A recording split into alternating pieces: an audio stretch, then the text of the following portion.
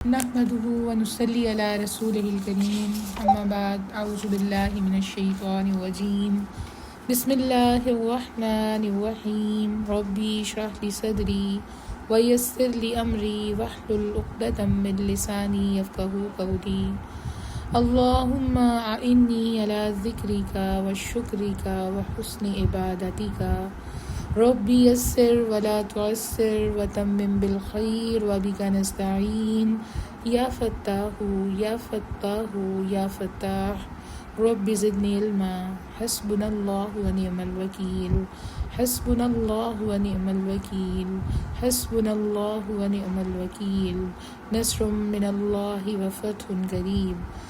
میں عاجزہ سیدہ ام علی اپنی تمام جنت کی طلبگار دوستوں فرینڈس اور جنہ کو ایمان، عافیت اور برکت اور آخرت کی تمام کامیابیوں کی دعاؤں کے ساتھ دورہ قرآن کی آج کی اس کلاس کا آغاز اللہ رب العزت کی بھرپور مدد کی دعا اور یقین کے ساتھ کر رہی ہوں کہ اللہ تعالیٰ اس پورے سفر میں ہمارا مددگار اور معاون ہو۔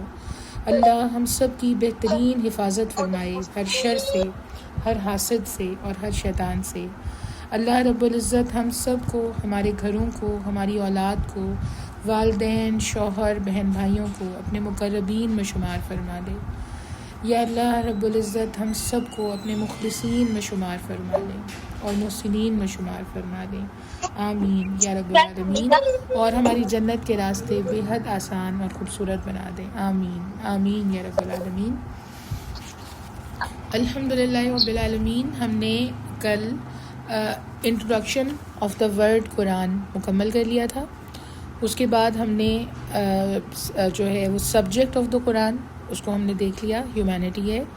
پھر اس کے بعد ہم نے رائٹس آف دا قرآن پڑھے جو انشاءاللہ العزیز ہوپ فلی ہمیں یاد ہو گئے ہوں گے۔ مختصراً ایک دفعہ دہرا رہی ہوں، قرآن کریم کو اللہ کی کتاب ماننا، پورے دل سے یقین کہ یہ اللہ کی کتاب ہے، پورے دل سے یقین۔ سیکنڈ نمبر پہ اس کو بہترین تجوید کے ساتھ پڑھنا۔ تھرڈ نمبر پہ اس کو مکمل طور پہ سمجھنے کی کوشش کرنا۔ فورتھ نمبر پہ اس کو خود پہ اور اپنے سے جڑے ہوئے تمام لوگوں پہ اپلائی کرنا اور پوری کوشش کرنا کہ ہم اس کی امپلیمنٹیشن صحیح معنوں میں کر سکیں۔ اور ففتھ پہ اس کو آگے پہنچانا۔ یہ قرآن کے 5 حقوق ہیں۔ قرآن کی گواہی ہمارے حق میں یا ہمارے خلاف قبول کی جائے گی، اس چیز کو ذہن میں رکھتے ہوئے ہم نے قرآن کریم کو اس طریقے سے اس کے حقوق کو پورا کرنے کی کوشش کرنی ہے کہ انشاءاللہ العزیز ہمیں اللہ تعالیٰ اس میں سرخرو کر دے، آمین یا رب العالمین۔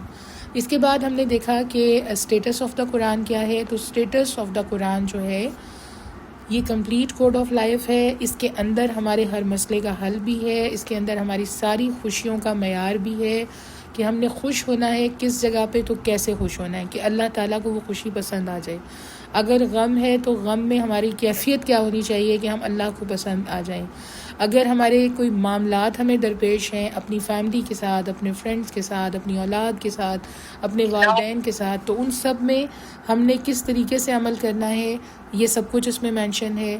پوری دنیا کی جو ہمارے لیے جاننا ضروری تھا اتنی ہسٹری اس کے اندر موجود ہے، حضرت آدم علیہ السلام سے لے کے آج تک، اور آج سے لے کے رہتی دنیا تک جتنے انسان اس دنیا میں آئے ان سب کے لیے جو علوم ضروری ہیں ان سب کو سمرائز کر دیا گیا ہے قرآن پاک میں۔ سارے کے سارے علوم موجود ہیں، اور اس کا جو پیٹرن ہے وہ بھی ایسا ہے کہ یہ انسان کے دل تک خود بخود اترتا ہے، اور اس کی عظمت یہ ہے کہ اس کو کسی سورس کی ضرورت نہیں ہے۔ اللہ تعالیٰ نے اس کے لیے خود وعدہ کیا ہوا ہے اس کی حفاظت کا، اور اللہ تعالیٰ نے وعدہ کیا ہوا ہے کہ جو بھی اس کو سمجھنے کی کوشش کرے گا یہ اس کے لیے آسان ہو جائے گا۔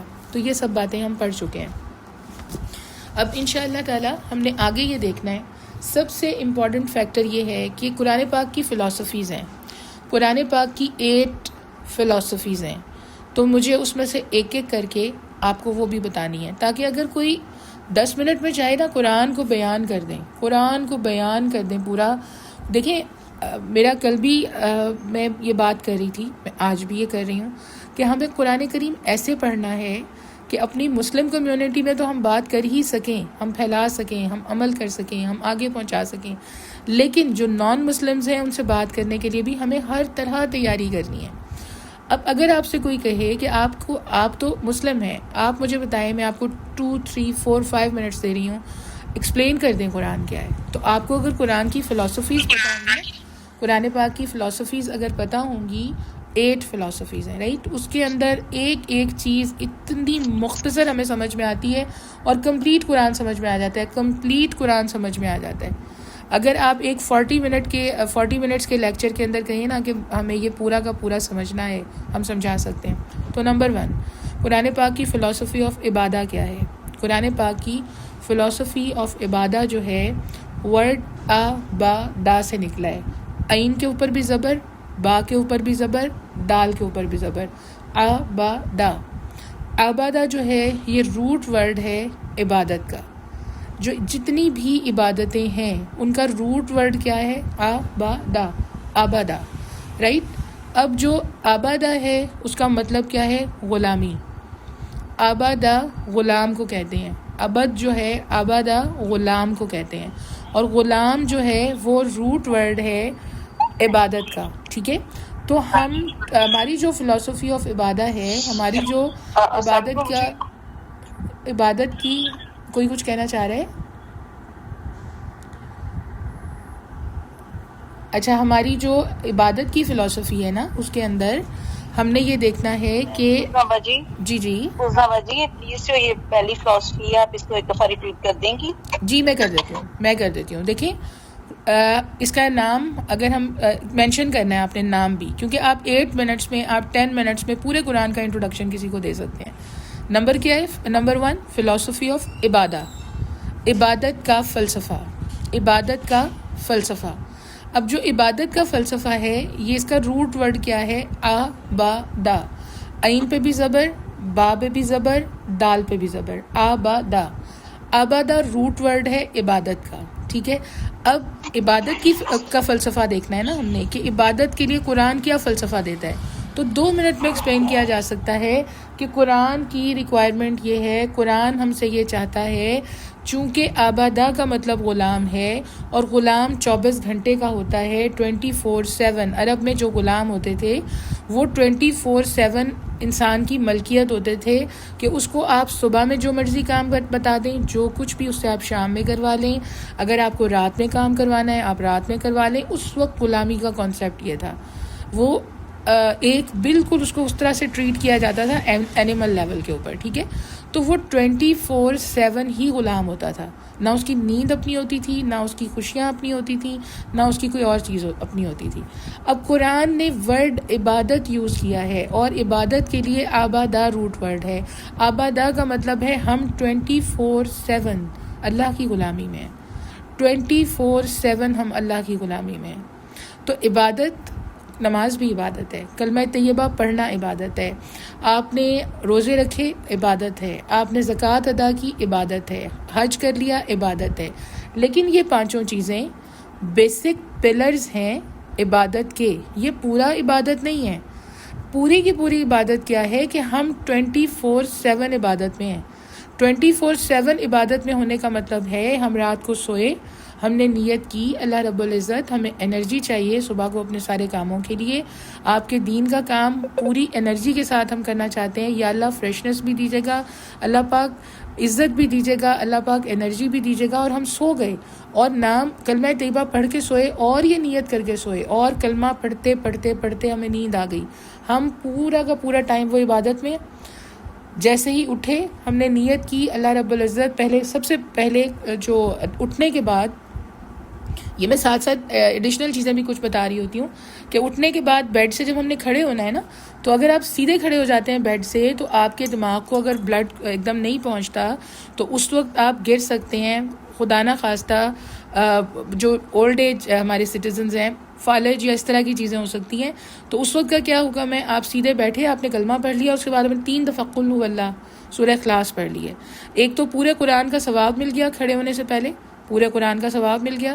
دوسری چیز یہ کہ آپ کا بلڈ سرکولیشن اتنی نارمل ہو گئی ہے اتنے ٹائم میں، آپ کے برین تک سگنلز چلے گئے ہیں کہ اب کھڑے ہونا ہے مجھے. ٹھیک ہے، باڈی کو کھڑے ہونا ہے. تو آپ کبھی بھی اس طرح کی کسی ڈیزیز کا شکار نہیں ہوتے کہ ایک دم برین پہ افیکٹ نہیں آتا، ایک دم ہارٹ پہ افیکٹ نہیں آتا. اچھا، اب اٹھے ہیں صبح کو ایک ہارمون ریلیز ہوتا ہے اور وہ آپ کو آپٹیمسٹک کر دیتا ہے. جب آپ ارلی مارننگ اٹھے ہیں تو یہ بھی اب سائنس ثابت کرتی ہے کہ صبح کو پوری باڈی کے اندر ایک ہارمون ریلیز ہوتا ہے جو آپ کو آپٹیمسٹک کر دیتا ہے, خوش کرتا ہے. سارا دن آپ خوش رہتے ہیں, سارا دن خوش رہتے ہیں, آپ کے اندر ایک انرجی رہتی ہے. ٹھیک ہے, اب یہ بھی وہ ارلی مارننگ تہجد کا وقت ہے, یہ اسی وقت ہوتا ہے تہجد سے فجر کے اشراق کے بیچ میں, تہجد سے اشراق کے بیچ میں. ٹھیک ہے, اگر اس سے لیٹ ہیں تو یہ ہارمون ریلیز ہی نہیں ہوگا, آپ سیڈسٹ ہو جائیں گے, آپ کے اندر ایک سیڈنس آئے گی. جب ہم بہت لیٹ اٹھ رہے ہوتے ہیں نا تو ان دنوں میں ہمارے اندر ایک سیڈنس, ایک عجیب طرح کی ہمارے اندر ایک تھکن, ایک عجیب طرح کی کیفیت آنے لگتی ہے. اس کی وجہ یہی ہوتی ہے کہ اس وقت باڈی کے اندر وہ ہارمون جو آپ کو آپٹیمسٹک کرتے ہیں وہ ریلیز نہیں ہو سکے ہوتے کیونکہ ہم سو رہے ہوتے ہیں, اور جب اٹھتے ہیں تو پھر سیڈسٹ ہو جاتے ہیں. لیٹ اگر ہم اٹھتے ہیں 12 بجے اٹھتے ہیں تو پھر ایک سیڈنس کا ہارمون ریلیز ہوتا ہے جو پورا دن ہمیں سیڈ رکھتا ہے, اداس رکھتا ہے, ہمیں پتہ نہیں ہوتا ہم کیوں اداس ہیں. اچھا, اب ہم واپس آتے ہیں فلسفی آف عبادت پہ. ہم نے کرنی ہے 24/7 غلامی. ہم سوئے تو عبادت میں تھے, ہم اٹھے تو ہم نے کلمہ پڑھا, نیت کی اللہ رب العزت آج کے دن میں مجھ سے اپنے دین کا کام لے لیجئے. یا اللہ میں جتنے کام کروں آپ کی رضا کے لیے ہوں, اور میرے پیارے پروردگار میں اپنے سارے کام آپ کو خوش کرنے کے لیے کرنا چاہتی ہوں. اپنے گھر کے کام, اپنے شوہر کے کام, اپنی اولاد کے کام, اپنی فیملی کے کام, اپنی فرینڈز کے, اپنے جو بھی میرا پروفیشن ہے اس سے ریلیٹڈ جتنے کام ہیں یا رب میں آپ کے لیے کرنا چاہتی ہوں. اللہ پاک میری نیت قبول کر لیجئے گا. نیت کر کے ہم اٹھے, ہم 24/7 آ گئے غلامی میں. اس کے بعد ہم نے جتنے سٹیپس اٹھائے ہیں, ہم نے وضو کیا ہے, عبادت ہے. ہم نے نماز پڑھی اور سب جو تہجد سے اشراق وہ تو ہے عبادت, قرآن پڑھا عبادت. اس کے بعد خوبصورت لہجے میں اپنی فیملی سے گفتگو کی, عبادت ہے کیونکہ ہم نیت کر چکے ہیں. اس کے بعد ہم نے انتہائی محبت کے ساتھ گھر کے جتنے کام کیے یا کروائے, ہم نیت کر چکے ہیں, عبادت ہے. اس کے بعد جتنے معاملات ہمارے لوگوں کے ساتھ ہیں, سچ بولنا عبادت ہے. ہم بیسیکلی اس عبادت کو کنسیڈر نہیں کرتے. ہم اپنے بچوں کو یہ سکھانا نہیں چاہتے کہ سچ بولنا, شکر کرنا, صبر کرنا اور دوسرے کو مارجن دینا, پیشنس رکھنا, ٹالرنس رکھنا, سب کچھ عبادت ہے. اور اصل عبادت ہے, اصل عبادت ہے. کیونکہ اگر شخصیت میں یہ چیزیں نہیں ہوں گی, اگر ہم اس پرسنٹیج کو, اس ریشو کو چیک نہیں کریں گے, ہم ایز اے مدر یہ تو چیک کر رہے ہوتے ہیں کہ بچے کی کیا پوزیشن آئی, ہم یہ چیک کر رہے ہوتے ہیں اس نے کتنے گریڈز لیے.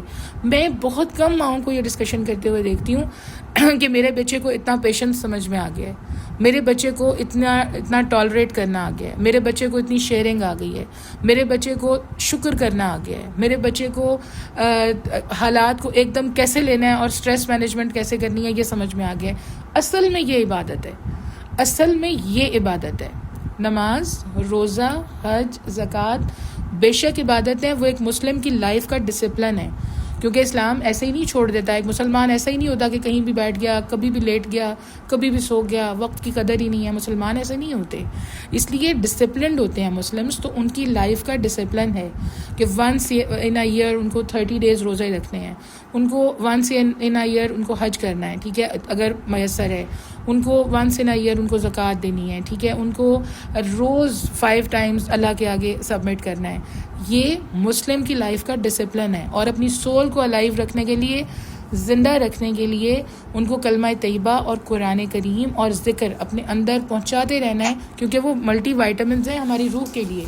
لیکن ان سب چیزوں کے باوجود جب ہم دیکھتے ہیں نا کہ ایک انسان جھوٹ نہیں چھوڑ سکا, ایک انسان باتوں کو ایگزیجریٹ کرتا ہے, بہت مبالغے سے کام لیتا ہے, ایک انسان سچائی کو چھپا رہا ہے, ایک انسان بہت زیادہ صبر کا دامن ہاتھ سے چھوڑ رہا ہے, ایک انسان جو ہے اس کو سمجھ نہیں آئی مجھے رشتوں کو کیسے لے کے چلنا ہے. یہ سب کچھ کیا ہے, ہم فلسفی آف عبادت کو سمجھ نہیں پائے. اگر ہم فرام ویری فرسٹ ڈے اسی چیز پہ پریکٹس کروائیں اپنے بچوں کو کہ وہ سچ بولیں, ہم کہیں ویری گڈ, زبردست عبادت کی ہے. وہ اگر ٹالریٹ کریں, کسی کے غصے کو سہ گئے, ان کو بتائیں بہت اچھا کیا آپ نے. اگر وہ کسی چیز پہ انہوں نے شکر ادا کیا بہت زیادہ, تو ان کو بیک اپ کریں کہ یہ تو بہت زبردست عبادت کیا آپ نے. تو مسلمس 24/7 عبادت میں ہوتے ہیں. ہماری عبادت صرف نمازوں میں نہیں ہے, ہماری عبادت صرف اور صرف روزہ رکھ کے بھوکے رہ کے نہیں ہے. روزہ عبادت ہے، بہت قبول عبادت ہے، ہماری گواہی بنے گا. لیکن جب ہم یہ 24/7 عبادت میں ہوں گے، 24/7 ہم سمجھ چکے ہوں گے کہ میں عبادت سے باہر جا ہی نہیں سکتی، میں سو رہی ہوں اور تنہائی میں. جب بالکل جی اینی کوشچن. اچھا، جب ہم اس طریقے سے، پلیز اپنے مائک میوٹ رکھیے، جب ہم اس طریقے سے 24/7 عبادت میں ہیں تو ہم جب تنہا بیٹھیں گے نا، اب اس وقت کیا کرنا ہے؟ بالکل تنہا ہیں، اپنے گارڈن کو دیکھ رہے ہیں، یا باہر آپ کہیں واک کر رہے ہیں پارک میں، یا آپ اپنے بیڈ روم میں بالکل اکیلی ہیں، ٹھیک ہے. تو آپ کو پتہ ہے اللہ سے سب سے زیادہ اسٹرانگ کنیکشن بنانے کا طریقہ کیا ہے؟ کیا طریقہ ہے؟ تنہائی میں استغفار. تنہائی میں استغفار. جتنا کنیکشن اللہ سے اس وقت اسٹرانگ ہوتا ہے نا آپ کا، اتنا مضبوط کنیکشن ہو جاتا ہے، اتنی مضبوط آپ کے اندر اتنی زیادہ روحانیت آ جاتی ہے، اتنی محبت اللہ کی آپ پا لیتے ہیں جب بھی اکیلے بیٹھے ہیں ہمارے زبان پہ استغفار ہو. اچھا، اب لوگ ایک کوشچن کرتے ہیں کہ کیا کوئی بہت گناہ گار ہے تو وہ ہر وقت استغفار کرتا ہے اور وہ ہر وقت اپنے گناہوں پہ نادم رہتا ہے اور وہ ہر وقت اس کی زبان پہ یہ ہوتا ہے؟ اصل میں جو گناہ گار ہیں ان کو تو ضرورت ہے استغفار کرنے کی، لیکن استغفار درجات کی بلندی کے لیے بھی پڑھا جاتا ہے. آپ کو جب تمنا ہے، ہم نے نیتیں کی ہیں، ہم نے اللہ کے آگے اشک بہائے ہیں، یا اللہ جنت الفردوس دے دیجئے، اللہ رب العزت جنت الفردوس میں نبی پاک صلی اللہ علیہ وآلہ وسلم کا پڑوس دے دیجئے، تو اس کی سیڑھیاں ہیں نا، اس کے سٹیپس ہیں. اب جتنی تیزی سے ہمیں اس کے سٹیپس چڑھنے ہیں، اس کے لیے پاور چاہیے، تو وہ جو پاور ہے وہ استغفار ہے. جتنا زیادہ ہم کثرت سے تنہائی میں استغفار کریں گے، تنہائی میں جتنا زیادہ ہماری زبان پہ استغفار ہوگا، اتنا ہی کہ استغفر اللہ ربی من کل ذنب و اتوب الیہ، استغفر اللہ ربی من کل ذنب و اتوب الیہ، یا اس کو 4-5-6 دفعہ پڑھنے کے بعد پھر اس کے بعد کثرت سے استغفر اللہ استغفر اللہ استغفر اللہ. اور اس کو اتنی تیزی سے بھی نہیں پڑھنا کہ آپ کے دل تک جائے ہی نہ. ہم بہت سپیڈ میں پڑھ رہے ہوتے ہیں اور ہمارا دھیان نہیں ہوتا. جب پڑھنا ہے تو اللہ تعالیٰ سے معافی مانگ رہے ہیں، اللہ جی معاف کر دیجئے، یا رب معاف کر دیجئے، پروردگار معاف کر دیجئے. اب جب یہ کیفیت ہے تو پھر اس طریقے سے جب ہم پڑھیں گے نا، استغفر اللہ ربی من کل ذنب و اتوب الیہ، استغفر اللہ ربی من کل ذنب و اتوب الیہ، اور پھر 5-6 دفعہ پڑھ کے استغفر اللہ استغفر اللہ استغفر اللہ استغفر اللہ، پھر 10 ٹائم 20 ٹائمز کہہ کے پھر استغفر اللہ ربی من کل ذنب و اتوب الیہ، اس طرح کر کے، اور آپ نے پورا کنیکشن اللہ سے اپنا بنایا ہوا ہے. تو یہ سب سے خوبصورت عبادت ہے، سب سے خوبصورت عبادت ہے. اور یہ کیا کرتی ہے؟ اس طرح تنہائی میں جب استغفار کرتے ہیں، یہ ہمارا تقویٰ بڑھا دیتی ہے چیز. اور لباس تقویٰ پہنے بغیر تو آپ کو پتہ ہے ہماری قبولیت نہیں ہے. سورہ اعراف میں ہم پڑھ چکے ہیں. تو ہم نے لباس تقویٰ کو اختیار کرنے کے لیے کثرت سے استغفار کو اختیار کرنا ہے. اب یہ ہے فلسفی آف عبادہ. کسی بہو نے اپنی ساس کی خدمت کی ہے، عبادت ہے. شوہر سے محبت کی ہے، عبادت ہے. ساس نے بیٹی کو، بہو کو مارجن دیا ہے، اس سے محبت کی ہے، عبادت ہے. اسی طرح شوہر اور بیوی کا ایک دوسرے کو مسکرا کے دیکھنا بھی عبادت ہے. آپ کا اپنی اولاد کو مسکرا کے دیکھنا عبادت ہے. گھر میں ایک پیسفل انوائرمنٹ کریٹ کرنا عبادت ہے. لوگوں کی غلطیوں کو معاف کر دینا عبادت ہے. مینس مسلمان ہر کنڈیشن میں عبادت میں ہے. تو ہم یہ جو مذہب سمجھ کے بیٹھے ہوئے ہیں نا کہ نہیں بس نماز پر جائے نماز کو فولڈ کرتے ہیں، فولڈ کرتے ہی ہماری اندر کے شیطان جاگ جاتے ہیں. تو کیسے آباد ہیں ہم؟ آبادا کا ہم نے کہاں پورا کیا حق؟ اسی طرح ہم نے ایک گیسٹ گھر سے باہر گیا، ڈور کلوز ہوتے ہی اس کی غیبتیں ہوتی ہیں، کہاں حق پورا کیا ہم نے؟ اگر ہم کسی کی کردار کشی اس طرح سے کر رہے ہیں، اگر ہم کسی کو کے اوپر بیٹھ کے جو لافٹرز ہیں وہ ہیں ہمارے، اور ہم مسکرا رہے ہیں اور ہم ہنس رہے ہیں، آپ سوچیں اس وقت اگر اللہ رب العزت کو اپنے اس بندے پہ پیار آیا تو کیا ہمارے پہ غضب نہیں آئے گا؟ ہمارے پہ غضب نہیں جاگ جائے گا؟ تو ہم نے بچنا ہے اس چیز سے، ہم نے بچنا ہے. اوروں کی عزتوں کی حفاظت کرنا عبادت ہے، اوروں کے راز رکھنا عبادت ہے. کسی چیز کو کریدنے کی کوشش نہ کرنا عبادت ہے. کسی کی چار دیواری میں گھسنے کی کوشش نہ کرنا عبادت ہے. اور مسلمان کیسا ہوتا ہے؟ والکاظمین الغیظ والعافین عن الناس ان اللہ یحب المحسنین. اب محسنین کون ہیں؟ جن سے اللہ محبت کرتا ہے. اور اللہ رب العزت اس کے لیے کیا کرائیٹیریا بتا رہے ہیں؟ والکاظمین الغیظ، غصے کو پی جانے والے ہوتے ہیں. والعافین عن الناس، لوگوں کو عافیت دینے والے ہوتے ہیں. ان اللہ یحب المحسنین، اللہ تعالیٰ محسنین سے محبت کرتا ہے.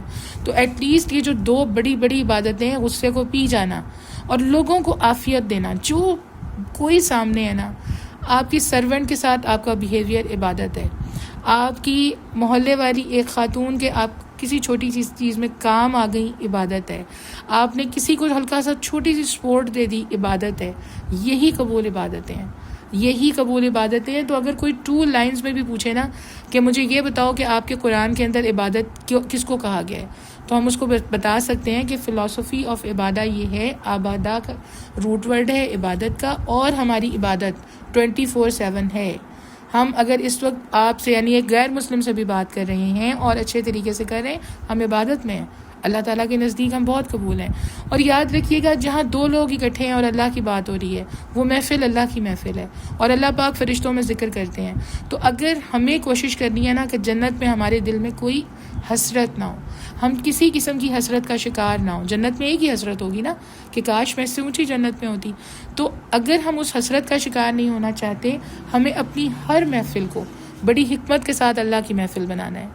شوہر کے ساتھ بھی بیٹھی ہیں, بہت محبت سے بات کرتے کرتے دین کی چھوٹی سی بات کر لیں. اولاد کے ساتھ ہیں, دین کی چھوٹی سی ڈسکشن کر لیں. ماں باپ کے ساتھ بیٹھے ہیں, چھوٹا سا دین کی بات کر لیں. اپنی نیبرز میں اپنی فرینڈس کے ساتھ بیٹھی ہیں, تھوڑی سی دین کی گفتگو کر لیں. مطلب اگر ہماری ہر چیز اللہ رب العزت کی محبت اگر مرکز ہو گئی, تو پھر ہمارا جو 24/7 عبادت ہی نکلے گی ہمارے نام اعمال سے, کیونکہ وہاں پہ نیتیں مینشن ہونی ہیں. آپ کو پتہ ہے نیتیں تولی جانی ہیں. نیت کے وقت جو ہم ارادہ کر رہے ہوتے ہیں, سزا اور جزا اس پہ ہے. جو ہم پریکٹیکل کر رہے ہوتے ہیں وہ اللہ کے اذن سے ہوتا ہے, وہ اللہ کے اذن سے ہوتا ہے. آپ یہاں پہ بیٹھی, مجھے قرآن پڑھنا ہے, میں یہاں پہ آ کے بیٹھی, مجھے قرآن پڑھنا ہے. اب ہم دونوں نے ڈیسیژن کیا کہ ہمیں قرآن پڑھنا ہے. یہ جو ہماری نیت ہے یہ اللہ کے ہاں قبول ہے. اس کے بعد میری زبان سے جو لفظ نکل رہے ہیں, آپ کے کانوں تک جو لفظ پہنچ رہے ہیں, یہ اللہ کا اذن ہے, یہ اللہ رب العزت کی مرضی سے ہے. وہ ہماری قسمت میں, ہماری تقدیر میں لکھا ہوا ہے. اس لیے جو فیصلہ ہے نا وہ آپ سزا اور جزا کا, وہ نیتوں پہ ہے. تو میری پیاری فرینڈز, عبادت جو ہے نا وہ نیتوں پہ ڈیپینڈ کرتی ہے. ہم ویسے بھی مسکرا لیتے ہیں لوگوں کے ساتھ, لیکن اگر اللہ کے لیے مسکرا رہے ہیں اس کا ثواب ہے. اگر ہم اللہ کے لیے وقت لگا رہے ہیں اس کا ثواب ہے. تو مرکز اللہ رب العزت کی ذات, اللہ رب العزت کی خوشنودی, نبی پاک صلی اللہ علیہ وآلہ وسلم کی سنتیں, نبی پاک صلی اللہ علیہ وآلہ وسلم کی احادیث مبارکہ. جب مرکز اللہ اور اللہ کے حبیب کا عشق ہوگا, جب ہم قرآن کریم کو صحیح اسپرٹ کے ساتھ اپنے دل سے لگا کے سمجھنے کی کوشش کریں گے, تو انشاءاللہ العزیز پھر ہماری عبادتیں وہ شمار ہو جائیں گی کہ ہم خود بھی پریشان ہو جائیں گے کہ اللہ تعالیٰ آپ نے اتنا ملٹی پلائی کر دیا. اللہ رب العزت آپ نے اتنا ملٹی پلائی کر دیا ایفرٹس کو, اتنی تو کوششیں بھی نہیں کی تھیں. کیونکہ دیکھیں, ماں کو جب بچے پہ پیار آ جاتا ہے نا, تو وہ بہت سارے کام خود بھی کر دیتی ہے, اور بہت ساری چیزیں وہ ہیلپ کر رہی ہوتی ہے, اور پھر وہ خوش ہو رہی ہوتی ہے کہ سب کچھ میرا بچہ کر رہا ہے, اور آہستہ آہستہ بچے کو کرنا آ جاتا ہے. تو اللہ رب العزت نے تو ماں کا رشتہ بنایا اپنی محبت کے انٹروڈکشن کے لیے, کہ اس رشتے میں خیر ہی خیر ہے, خیر ہی خیر ہے. ماں کچھ بھی ہو جائے اپنی اولاد کی دشمن نہیں ہو سکتی, اپنی اولاد کی دشمن نہیں ہو سکتی. تو اس رشتے میں اتنی جو اللہ نے خیر رکھی ہے نا, وہ اس انٹروڈکشن کے لیے کہ رب کی محبت, وہ رحمان ہے, وہ رحیم ہے, وہ بے انتہا محبت کرنے والی ذات اقدس ہے. تو ہمیں کیا کرنا ہے, ہمیں صحیح معنوں میں اپنی نیتوں کو کریکٹ کر کے اللہ رب العزت کے آگے پیش کرنا ہے. ہم 24 گھنٹے عبادت میں ہی ہوں گے اس کے بعد, ٹھیک ہے. اچھا دیکھیں, ایک چیز ہمیشہ یاد رکھیے گا, اور بڑی احتیاط سے ہم نے اس چیز میں کام لینا ہے, کہ سم ٹائمز نا ہم جو اصل حقدار ہیں ان تک پہنچ ہی نہیں پاتے جب ہم تحقیق نہیں کرتے, جب ہم ریسرچ نہیں کرتے. ایک انسان آپ کی آنکھوں کے سامنے ایفرٹ کر رہا ہے نا, اور وہ اپنے دن رات کوششیں کر رہا ہے, یا اگر یہی بچی, کوئی بھی بچی ہے, جیسے میرے سراؤنڈنگز میں اگر میری آنکھوں کے سامنے کوئی بچی ہے نا, اور اس کی شادی ہونی ہے, اور اس کو وہ نیڈی ہے, میں نے خود دیکھا ہے اس کو, اور میں نے اس کو جج کیا ہے کہ نہیں وہ بڑی خوددار بھی ہے, تو مجھے ہر صورت میں اس کی ہیلپ کرنی ہے. اور اگر میں نہیں کروں گی میں واقعی گناہ گار ہوں گی. جو میسر ہے ہمیں اس کی ہیلپ کرنی ہے. اسلام ہمیں بتاتا ہے وہ یہ ہے کہ ہمیں سب سے پہلے حق ہمارے اپنی فیملی کا ہے ہمارے اوپر. سیکنڈ نمبر پہ جو حق ہے, یعنی آپ کے پیرنٹس اگنور ہیں, یا اگر ہمارے ساس سسر اگنور ہیں, اگر ہمارے اپنے بہن بھائی اگنور ہیں, یا ہماری سسرال کے رشتے اگنور ہیں, تو باہر ہمارا صدقہ خیرات قبول ہے ہی نہیں. اچھا اگر وہ سب سیٹسفائیڈ ہیں وہاں پہ ہم کوششیں کر رہے ہیں، اس کے بعد ڈیفینیٹلی ہماری اولاد کا حق ہے، ہمارے اپنے شوہر کا حق ہے، ٹھیک ہے. اگر وہ بھی مطمئن ہے اور اگر ان کو کوئی فرق نہیں پڑ رہا، ٹھیک ہے، تو اس کے بعد ہمارا جو اگلا ہمارے چاروں طرف رہنے والے جو لوگ ہیں، ٹھیک ہے، ہمارے رشتہ دار اور ہمارے نیبرز، پھر حق ان کا ہے، پھر حق ان کا ہے. ان کو اگنور کر کے بھی ہم اگلا سٹیپ نہیں اٹھا سکتے، ٹھیک ہے. اب جب ہم نے یہ سارے ہی چیزیں سیٹسفائی رکھی ہوئی ہیں، فیملی خوش ہے، وہاں ضرورت نہیں ہے آپ کے ان لاز اور آپ کے بہن بھائیوں کو ضرورت نہیں ہے، اس کے بعد آپ کے جو امیجیٹ اور رشتے ہیں ان کو ضرورت نہیں ہے، اور آپ کے نیبرز میں کسی کو ضرورت نہیں ہے، تو پھر آپ اگلا سٹیپ اٹھا سکتے ہیں. اور پھر اس اگلے سٹیپ کی کوئی لمٹ نہیں ہے. انسان وہ تو ایک مسلمان بچی ہے، ہمیں تو غیر مسلمس کے بھی کام آنا ہے، اس کی پھر کوئی لمٹ نہیں ہے، جتنا میسر ہے اتنا خرچ کرتے جائیں، عبادت ہی ہے، ٹھیک ہے. اب ہم اگلا اس پہ آ جاتے ہیں. اب ہم نے فلسفی آف عبادہ کو کمپلیٹ کر لیا ہے، ٹھیک ہے. اس کے بعد ہمارا اب اس کو ہم ڈیٹیل میں بھی پڑھیں گے انشاءاللہ، جہاں اب عبادت کی کا ذکر آئے گا نا وہاں پڑھیں گے. اس وقت بیسیکلی میں آپ کو قرآن کا انٹروڈکشن دے رہی ہوں اس طرح کہ آپ کو ہر چیز کا آنسر سمجھ میں آ جائے.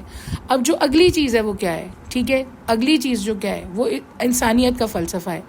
مطلب جو سبجیکٹ آف دا قرآن ہم نے پڑھا تھا تو قرآن پاک نے انسانیت کے لیے کیا چاہا ہے، ٹھیک ہے. اگر ہم یہ سمجھ لیں کہ فلسفہ انسانیت کیا ہے، ٹھیک ہے، جو بھی فلسفی قرآن کی ہیومینٹی کے لیے ہے وہ کیا ہے. اگر کوئی ہم سے کوشچن کر لیتا ہے، پلیز اپنے مائک میوٹ رکھیے کیونکہ اس کی ریکارڈنگ بھی ہو رہی ہوتی ہے، پلیز اس میں تھوڑا کیئرفل رہا کریں، اپنے مائک میوٹ رکھا کریں، مجھے ایڈٹ میں ورنہ نا کافی زیادہ اس میں پرابلم آ جاتا ہے. اچھا مجھے لکھنا چاہیے یہ تو ساتھ ساتھ نور جائے گا. نہیں، اب تو نور علی نور پہ ہی کلاس آن ایئر ہے نا، آپ اس کو دوبارہ سن کے وہاں پہ لکھ لیں، اس کو وہاں پہ لکھ لیں، 2 دفعہ سنیں، 4 دفعہ سنیں، 10 دفعہ سنیں، سن کے وہاں پہ آپ اس کو نوٹ ڈاؤن کر لیں، ٹھیک ہے. اسی لیے کیا ہے تاکہ ایک لفظ بھی رہ نہ جائے. ہماری کوشش پوری مستحکم کوشش ہو، ایسی کوشش نہ ہو کہ لوگ آدھا نہ سن سکیں، ان کے دلوں تک نہ جا سکے، اسی لیے اس کو وہاں پہ کیا ہے. اچھا اس کے بعد یہ ہے کہ اب ہماری جو اگلی ہم نے فلسفی پڑھنی ہے وہ کیا ہے. فلسفی جو ہے ہماری ہیومینٹی کے لیے، ٹھیک ہے. ہیومینٹی کے لیے قرآن پاک کیا چاہتا ہے. قرآن پاک میں سورہ بنی اسرائیل میں ٹھیک ہے، یہ آیت ہے جس کو ہم مارک کر کے جب ہم ریسرچ کرتے ہیں تو اس آیت کو مارک کر کے اس کو ہم مینشن کرتے ہیں کہ یہ قرآن کا فلسفہ انسانیت ہے. قرآن کا یہ فلسفہ انسانیت ہے. تو وہ کیا ہے، لقد کرمنا بنی آدمہ، کہ ہم نے آدم کو تکریم دی ہے. کس کا مائک ان میوٹ ہے، پلیز اس کو میوٹ کیجیے. اچھا اب ہم نے آدم کو تکریم دی ہے. اللہ رب العزت قرآن کریم میں فرما رہے ہیں کہ ہم نے آدم کو تکریم دی ہے، یہ ہے ہمارا فلسفہ. تو ہم اس میں اس چیز کو کیٹیگرائز کر ہی نہیں سکتے کہ ٹھیک ہے ہمیں رسپیکٹ ڈیفینیٹلی جو اللہ تعالیٰ کی رحمت سے، اللہ کے کرم سے ایمان کی سیڑھیاں ایک ایک کر کے چڑھ گئے لوگ.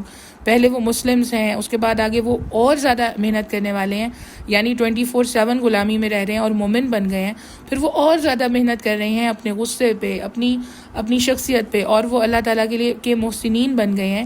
پھر انہوں نے اتنی کوشش کی ہے دین پہ کہ وہ مخلصین میں شمار ہو گئے ہیں، اس کے بعد مقربین میں شمار ہو گئے ہیں. تو ہمارے رسپیکٹ کا جو ہمارا دائرہ ہے وہ ان کے لیے اسی طرح سٹیپ بائی سٹیپ انکریز ہوتا جائے گا. لیکن ہم قرآن کریم کو کیونکہ ماننے والے ہیں، قرآن کریم سے عشق کرنے والے ہیں، قرآن کریم پہ عمل کرنے کی کوشش کرنے والے ہیں، الحمدللہ رب العالمین قرآن پاک اللہ تعالیٰ نے دلوں تک اتار دیا ہے. اب ہماری ذمہ داری ہے کہ ہمیں فلسفہ انسانیت کو لے کے چلنا ہے.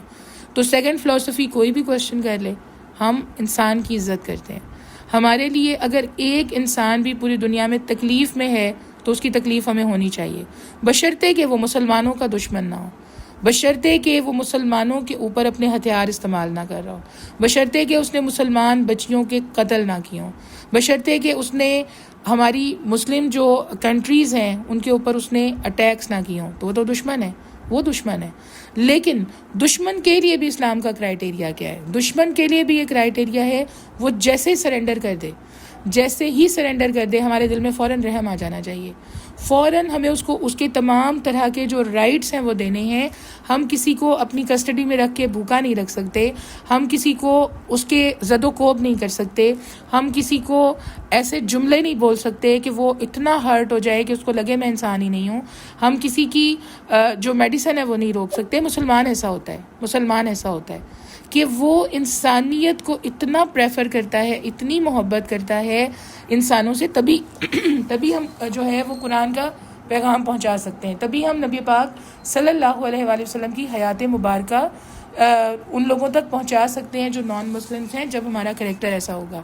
اگر ہم نے فلسفہ عبادت کو سمجھا ہی نہیں, فلسفہ انسانیت کو سمجھا ہی نہیں, اگر ہم نے اس پہ غور ہی نہیں کیا, اس کو ہم نے بالکل اس کی بیس کو, بنیاد کو ہی نہیں سمجھا, تو پھر کس طریقے سے ہم جو قرآن اور سنت کا پیغام ہے وہ آگے پہنچا پائیں گے؟ تو اس لیے ان فلسفوں کو ہمیں سمجھنا ہے. اچھا, اب ہم نے 2 فلاسفیز کمپلیٹ کر لی ہیں, ٹھیک ہے. اب 2 لفظوں میں سمجھ آ رہے ہیں ہمیں.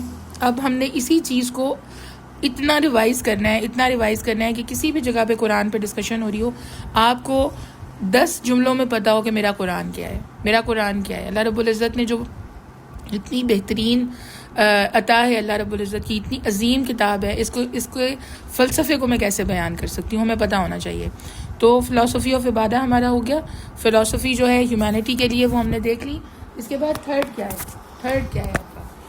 یہاں پہ یہ چیز امپورٹنٹ ہے کہ ہم نے سب سے امپورٹنٹ چیز یہاں پہ یہ ہے کہ ہماری جو اسٹیٹ کی رسپانسبلٹی ہے, ہماری جو فلاسفی ہے اکانومی کے لیے, ٹھیک ہے, ہماری جو فلسفہ معاشرت ہے, ہمارا جو فلسفہ معیشت ہے وہ کیا ہے, ٹھیک ہے. تو ہم نے اس چیز کے اوپر غور کرنا ہے کہ ہماری اکانومی کے جو رولز ہیں وہ قرآن کیا بتاتا ہے, ٹھیک ہے.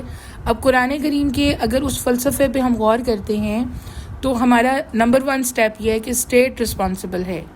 قرآن یہ کہتا ہے کہ اسٹیٹ رسپانسبل ہے فار بیسک رائٹس, ٹھیک ہے. جتنے بھی بنیادی انسانی حقوق ہیں وہ تمام کے تمام اسٹیٹ کی رسپانسبلٹی ہیں, ٹھیک ہے. اب بنیادی انسانی حقوق کیا ہیں کہ اس کے اندر سب سے پہلے شیلٹر ہے, کہ آپ ایک انسان کے پاس رہنے کے لیے گھر, اسٹیٹ رسپانسبل ہے. نمبر 2 بریڈ اینڈ بٹر, اس کو کھانا کیا ہے, کس طریقے سے وہ خوراک اس تک پہنچے گی, ٹھیک ہے. بیسک انسانی نیڈ ہے خوراک, اسٹیٹ رسپانسبل ہے, قرآن کہتا ہے, ٹھیک ہے. یہ ہمارا فلسفہ معیشت اور معاشرت ہے کہ قرآن پاک یہ ڈکلیئر کرتا ہے کہ اسٹیٹ رسپانسبل ہے بیسک رائٹس کے لیے. بیسک رائٹس کیا ہیں؟ Shelter, bread and butter, medicine, education, ٹھیک ہے. اگر ایک انسان کو یہ 4 حقوق دے دیے جائیں کہ اس کے پاس ایک گھر بھی موجود ہو, اس کے پاس کھانے کے لیے سفیشینٹ خوراک موجود ہو, اگر وہ بیمار ہے تو اس کا جو میڈیکل ہے سارا وہ فری ہو, اور جو بچوں کی ایجوکیشن ہے وہ فری ہو, تو یہ 4 چیزیں اسٹیٹ کی رسپانسبلٹی ہیں, ٹھیک ہے. قرآن کے مطابق یہ 4 چیزیں اسٹیٹ کی رسپانسبلٹی ہیں. ریٹرن میں انسان پہ, ایک انڈیویجول پہ کیا ذمہ داری ہے؟ جس وقت اسٹیٹ, ایک کوئی بھی جو گورنمنٹ ہے, آپ کو 100% اس کے ساتھ لائل رہنا ہے. آپ کو کسی جگہ اسٹیٹ کے اگینسٹ کوئی ایکشن نہیں لینا, آپ کو کسی جگہ اسٹیٹ کے اگینسٹ کوئی بات نہیں کرنی, آپ کو کسی جگہ اپنی آرم فورسز کے اگینسٹ کوئی بات نہیں کرنی. گیو اینڈ ٹیک ہے نا. تو ایک طرف اسٹیٹ پہ یہ رسپانسبلٹیز ہیں کہ وہ بیسک رائٹس پورے کرے. یہ قرآن کا فلسفہ ہے, قرآن کا فلسفہ معاشرت اور معیشت ہے, ٹھیک ہے. اگر ہم اکانومی کو اپنی پڑھیں گے تو ہم جب قرآن کے حوالے سے پڑھیں گے, جب ہم اس کی فلسفی پڑھیں گے, تو اس کے اندر سمپل 2 لائنز میں اسٹیٹ رسپانسبل ہے بیسک رائٹس کے لیے. بیسک رائٹس وہ کیا ہے میں نے بتا دیا آپ کو. اور دوسری طرف ہم کس چیز کے لیے رسپانسبل ہیں؟ اسٹیٹ کے ساتھ ہمیں لائل رہنا ہے, ہمیں اس کے اگینسٹ کوئی ذاتی ایکشن نہیں لینا ہمیں, کیونکہ جو ہماری جو گورنمنٹ ہے, ہماری ڈیسیژن سے ہم بناتے ہیں نا. تو جب ہم اپنے قرآن میں آگے میں آپ کو جو ہمارا قرآن پاک کس لا کی طرف جاتا ہے سوری یہ گلا میرا بالکل خشک ہو جاتا ہے بولتے ہوئے. اچھا, اب ہمارا کیا, ہم نے 3 جو فلسفے ہیں وہ پڑھ لیے. سمپل فلسفی آف عبادہ ہم نے کور کر لی, عبادہ کو دیکھا, اور اس کے اندر ہم نے ڈیفائن کیا کہ ہم 24/7 عبادت میں ہوتے ہیں. سیکنڈ نمبر پہ ہم نے کیا چیز دیکھی کہ ہمارا انسانیت کا فلسفہ کیا ہے, ٹھیک ہے. تو اس کے اندر ہم نے یہ دیکھا کہ قرآن نے انسان کو عزت دی ہے, تو ہمیں انسان کو عزت دینی ہے. اچھا, اور ایک ذمہ داری چھوڑ دیں, ایک بوجھ اپنے کندھوں پہ سے اتار دیں. ایک بوجھ ہم نے پالا ہوا ہے, اور اتنا بڑا بوجھ پالا ہوا ہے کہ پتہ نہیں منوں ٹنوں وزن ہم اپنی روح پہ لے کے پھرتے ہیں, ہم اپنے دل پہ لے کے پھرتے ہیں. اور وہ بوجھ کیا ہے؟ فلاں جنتی ہے یا جہنمی ہے, فلاں نیک ہے یا بد ہے, فلاں جو ہے بہت خوش اخلاق ہے یا نہیں ہے. اس نے جنت میں جانا ہے، یہ دوزخ میں جائے گا، اس کی اولاد جنتی ہے، اس کے ماں باپ دوزخی ہیں. یہ اتنی باتیں ہم نے خود پہ سوار کر رکھی ہیں، یہ ہماری رسپانسبلٹی نہیں ہے. ہماری رسپانسبلٹی ہے پرسکون دل اس کا بھی اللہ کو جواب دینا ہے کہ ہم نے یہ ایکسٹرا بوجھ کیوں اٹھائے. یہ تو اللہ تعالیٰ کی چوائس ہے، یہ اللہ کی چوائس ہے کون جنتی ہے کون جہنمی ہے. یہ اللہ کی چوائس ہے کہ کس کے کس عمل کو اللہ تعالیٰ کیسے دیکھ رہے ہیں. یہ اللہ کا ڈیسیژن ہے کہ کس نے کس جگہ جانا ہے، کون اونچی جنتوں میں ہوگا کون نیچی جنتوں میں ہوگا. تو پلیز ہم نے یہ بوجھ بھی اتارنے ہیں، ہم نے یہ ایکسٹرا بوجھ بھی خود پہ سے اتار دینے ہیں. یہ ہماری رسپانسبلٹی نہیں. اچھا آپ یہ بوجھ اتار کے دیکھیں، آپ کو لگے گا کہ میں تو بہت آرام سے سانس لے رہی ہوں. ہماری رسپانسبلٹی کیا ہے؟ ہمارا اپنا آپ، ہماری اپنی ذات. ہم کتنے زیادہ عبادت میں ہیں، ہم کتنے زیادہ انسانیت سے محبت کرنے والے ہیں، ہم کتنی زیادہ جو قرآن نے فلسفہ بتایا ہماری معاشرت کا اس پہ عمل کرنے والے ہیں، کتنا زیادہ ہم لائل ہیں اپنی اسٹیٹ کے ساتھ، کتنے زیادہ ہم مطلب ایک ٹرو سٹیزن ہونا، ایک سچا محب وطن پاکستانی ہونا عبادت ہے. عبادت ہے. ہم پاکستان میں رہتے ہیں جو پاک لوگوں کی سرزمین ہے. اس کو اگر ہم عزت دیں گے تو اللہ عزت دے گا. اس کو اگر ہم میں سے ہر ایک انڈیویژول اگر اپنے ڈیسیژنز میں کلیئر ہوگا اور وہ پورے طریقے سے پاکستان سے محبت کرنے والا ہوگا، اس کو اس پرچم کے اوپر وہ دیکھ کے دعائیں کرتا ہوگا کہ اللہ میرے پرچم کو سر بلند رکھیے، یا اللہ میری زمین کی میرے پاکستان کی حفاظت کیجیے، اللہ میرے وطن کی حفاظت کیجیے، اللہ اس کے ایک ایک چپے کی حفاظت کیجیے. یہ عبادت ہے، یہ عبادت ہے. ہم اس کو عبادت سمجھتے ہی نہیں، اور ہم گھنٹوں بول لیتے ہیں اپنی اسٹیٹ کے اگینسٹ. اپنے جو بھی لیڈرز ہیں، دیکھیں وہ بھی انسان ہیں، وہ بھی سب چیزوں سے گزر رہے ہیں. چوائس جب ہماری ہے، اگر کسی ایک پارٹی جو جس وقت کام کر رہی ہے اس کو کام کرنے دینا بھی عبادت ہے. دوسری کا اپنے لیڈر کے لیے ویٹ کرنا بھی عبادت ہے. اپنی جگہ پہ لائل رہنا بھی عبادت ہے. آپ اپنی جو وہ چینج تو نہیں کر رہے نا وفاداری، لیکن یہ اسٹیٹ کے ساتھ دشمنی ہے کہ ایک کو اتار دیں فوراً تاکہ وہ بھی کام نہ کر سکے، پھر دوسرے کو اتاریں وہ بھی کام نہ کر سکے، تو پھر ملک کا حال کیا ہوگا؟ پھر کیا حال ہوگا؟ تو جب سلیکشن وہ لوگ ہماری تھے تو پیشنس بھی ہمارے اندر ہونا چاہیے، ٹھیک ہے، اور دعائیں بھی ہماری ہونی چاہیے. ہم پاکستان سے اتنے لائل ہوں کہ ہماری دعائیں ہوں ان لوگوں کے لیے کہ اللہ رب العزت آپ انہیں کامیاب کر دیجئے اسٹیٹ کے لیے، اللہ آپ انہیں مخلص کر دیجئے، اللہ پاک آپ انہیں بہترین ڈیسیژن لینے والا بنا دیجئے. ہم کیوں دعا نہیں کرتے؟ ہم کیوں دعا نہیں کرتے؟ اگر ہم پاکستان کے ساتھ مخلص ہیں، ہماری دعاؤں میں سے کیسے جا سکتے ہیں ہمارے لیڈر؟ ہماری دعاؤں میں سے کیسے جا سکتے ہیں وہ لوگ جو فرنٹ پہ آ کے کھیل رہے ہیں، جو اتنے سارے تھریٹس کو برداشت کرتے ہیں، جن کی فیملیز اتنے سارے تھریٹس کو برداشت کرتی ہیں؟ ہم کیوں ان سے لائل نہیں ہوتے؟ اس لیے کہ ہم پاکستان سے لائل نہیں ہیں. ہم صرف اپنے آپ کو سوچتے ہیں، ہم صرف اپنے آپ کو سوچتے ہیں کہ میرا گھر، میری ذمہ داریاں، بس میرے پاس یہ چیزیں. ہم اس سے نکل کے سوچتے ہی نہیں کہ یہ عبادت ہے پاکستان سے محبت، یہ عبادت عبادت ہے. یہ تو اسٹیٹ کے اوپر جو رسپانسبلٹی ہے وہ پوری کرنا اسٹیٹ کی ذمہ داری ہے. نہیں کریں گے اللہ کو آنسریبل ہیں، ٹھیک ہے. لیکن ہمارے اوپر ایک انڈیویژول کے طور پہ جو ذمہ داری ہے، جو قرآن ہمیں ذمہ داری دیتا ہے، وہ یہ ہے کہ ہماری دعاؤں میں پاکستان ہے یا نہیں، ہماری دعاؤں میں ہماری آرم فورسز ہیں یا نہیں، ہماری دعاؤں میں ہمارے لیڈرز ہیں یا نہیں. ہم آنسریبل ہیں، ہم آنسریبل ہیں اس بات پہ. تو ہمیں اس چیز کے اندر اپنی جو نظر ہے، اپنا جو فہم و شعور ہے، اس کو استعمال کرنا ہے. اچھا یہاں بھی پیشنس ہے، اس جگہ پہ بھی پیشنس ہے کہ جب ایک ٹائم ہے، کوئی بھی ٹینیور ہے کسی کا، واچ کریں، ساری چیزوں کو دیکھیں ضرور، لیکن پیشنس کے ساتھ کام کرنے دیں. ہمیں اپنی اولاد کو یہ بتانا ہے کہ جب ووٹ دو نا، اس وقت پورا چیک اینڈ بیلنس رکھو. اس وقت سوچو کہ ہمیں، پلیز اپنا مائک میوٹ رکھیے گا، اس وقت سوچو کہ ہمیں ڈیسیژن کیا لینا ہے، ٹھیک ہے. لیکن جب دے دو، اس کے بعد پورے پیشنس کے ساتھ پاکستان کی خیر ہونے دو. اس وقت پورے پیشنس کے ساتھ ڈیسیژنس کو واچ کرو. نہیں کریں گے تو پھر ایسے بہت ساری چیزوں کے اندر تخریب کا معاملہ ہو جاتا ہے، ٹھیک ہے. یہ قرآن کہتا ہے ہمیں اپنی اسٹیٹ کے ساتھ لائل رہنا ہے اور اسٹیٹ کو ہمارے ساتھ لائل رہنا ہے، ٹھیک ہے. اچھا اپنا مائک پلیز میوٹ کیجیے. اس کے بعد ابھی ہمارے کتنے فلسفے ہو گئے ہیں؟ 3 ہو گئے ہیں، ٹھیک ہے. 3 فلسفے ہم نے یہ پڑھ لیے ہیں. چوتھا کیا ہے؟ چوتھا فلسفہ یہ ہے کہ قرآن کا جو دستور ہے، قرآن کریم کا جو لا اینڈ آرڈر کا قانون ہے، وہ کس چیز پہ بلیو کرتا ہے؟ بالکل فیئر جسٹس پہ بلیو کرتا ہے. ایک جو اسٹیٹ کا سربراہ ہے اس سے لے کے جو اسٹیٹ کے اندر ایک غریب آدمی جس کے پاس بالکل اس کی بیسک نیڈز بھی کوئی پوری نہیں ہے، بالکل غریب آدمی ہے، ایک پریزیڈنٹ سے لے کے ایک غریب فقیر تک عزت سب کی برابر ہے. یہ قرآن کا فلسفہ ہے، یہ قرآن کریم کہتا ہے. ہمارے دلوں تک یہ اترنا چاہیے، اور ہمارے انڈر بھی جتنے لوگ ہوں ہمیں ان کو وہ رسپیکٹ دینی ہے. ہم کسی کی عزت کو اچھال نہیں سکتے اس بیس پہ کہ وہ غریب ہے، ہم کسی سے اونچا نہیں بول سکتے اس بیس پہ. جو بات کرتے ہوئے طریقہ ہمارا کسی اپنے باس کے ساتھ ہوتا ہے نا، یا ہمارا کوئی بھی جو ہیڈ آف دا فیملی ہے، کوئی بھی جس کی بات ہمیں ماننی ہے، اس کے ساتھ بات کرنے کا جو طریقہ ہوتا ہے وہی بات کرنے کا طریقہ ہمیں ایک غریب کے ساتھ رکھنا ہے.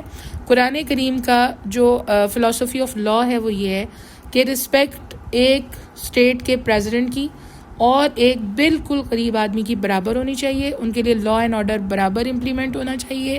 ان کے لیے جو زندگی کا دائرہ کار ہے وہ ایک ہی جتنا میسر ہونا چاہیے. جو بیسک نیڈز ہیں وہ ایک جتنی میسر ہونی چاہیے. ٹھیک ہے، تو یہ ہمارا جو بیسک لا ہے، یعنی ہمارا جو قرآن کریم کا فلسفی آف لا ہے، اس کی بنیاد یہ ہے کہ ہم اس چیز کو بریچ نہیں کر سکتے کہ ایک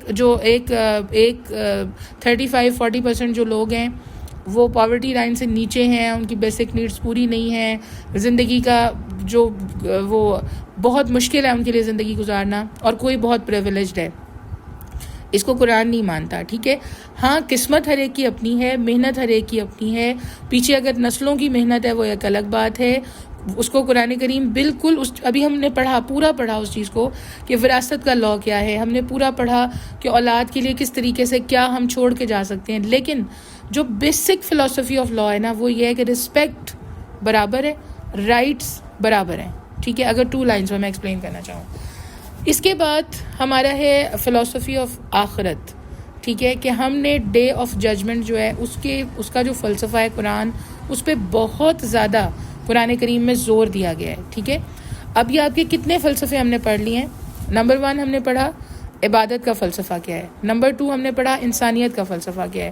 نمبر 3 ہم نے پڑھا کہ معاشرت کا فلسفہ کیا ہے، معیشت کا فلسفہ کیا ہے. ٹھیک ہے، نمبر 4 ہم نے یہاں پہ پڑھا کہ ہمارا جو قانون ہے اس کا فلسفہ کیا ہے. اچھا، اس کے بعد ہم نے جو فلسفہ آخرت ہے اس کو انشاءاللہ تعالیٰ وہ لاسٹ فلسفہ ہے. اس کے بیچ میں بھی ایک چیز ہے اور وہ ہے ہماری سیاست کا فلسفہ کیا ہے. قرآن تو ہر فیکٹر کو کور کرتا ہے نا، ہر فیکٹر کو کور کرتا ہے قرآن. تو بیسیکلی ہمیں قرآن پاک سے جو حکم دیا جاتا ہے وہ یہ ہے کہ قرآن جو نظام شورا ہے اس کو مانتا ہے، شورائیت کو مانتا ہے. ٹھیک ہے، جمہوریت کو نہیں مانتا قرآن. جمہوریت اس سینس میں نہیں مانتا کہ دیکھیں جمہوریت میں یہ ہے کہ ایک PhD ڈاکٹر کا ووٹ اور ایک بالکل ان پڑھ انسان کا ووٹ برابر نہیں ہونا چاہیے. قرآن یہ کہتا ہے.